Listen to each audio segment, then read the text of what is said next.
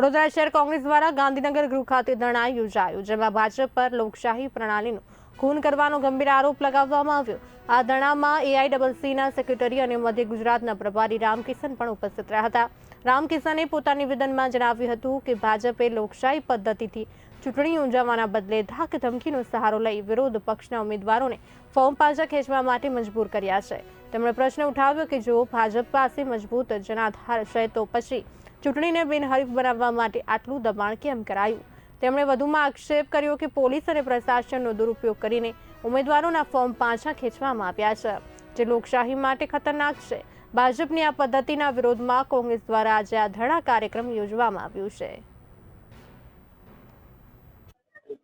Bharatiya Janata party આખા ગુજરાત રાજ્યમાં સામ દામ દંડ ભેદની નીતિ કરીને કાવા દાવા રચીને ષડયંત્રો કરીને કોંગ્રેસના ઉમેદવારોને કેટલી જગ્યાએ ધાકધમકી, કેટલી જગ્યાએ લોભ લાલચ કરીને જે લોકશાહીનો ખૂન કરવાનો પ્રયત્ન કરી રહી છે, એના વિરોધમાં આજે આખા ગુજરાતમાં લોકશાહી બચાવ ધરણાનો કાર્યક્રમ છે।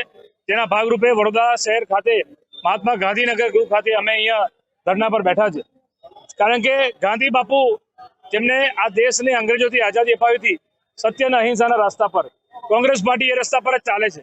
પરંતુ આજે એવું લાગે છે કે એક અંગ્રેજો ગયા અને બીજા આવ્યા છે અને બીજી આઝાદીની લડાઈ લડી રહ્યા એવું લાગે છે।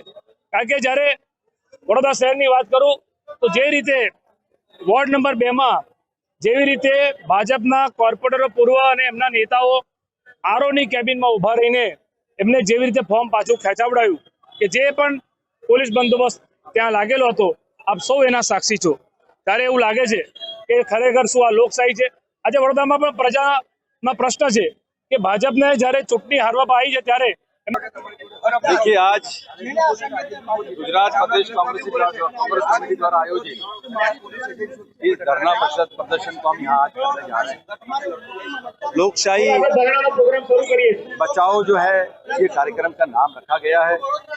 ये स्थानिक स्वराज संस्थाओं के चुनाव जो आज गुजरात में होने जा रहे हैं, करीबन 9,000 के ज़्यादा और 10,000 के आसपास संख्या में उम्मीदवार यहाँ चुनाव लड़ रहे हैं। लेकिन पिछले 30 वर्षों से जिस तरह से भाजपा का शासन यहाँ पर चल रहा है और जिस तरह से उस पूरे देश के अंदर ये बताते हैं कि गुजरात के अंदर में सब गुड़ी गुड़ी अच्छा अच्छा चल रहा है। अगर सब अच्छा चल रहा है तो इस चुनाव प्रक्रिया को क्यों डिस्टर्ब कर रहे हैं।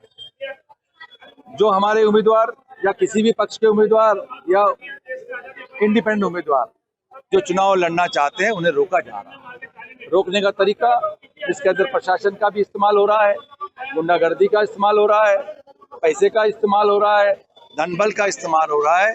तो ये इस देश के लिए हितकारी नहीं है।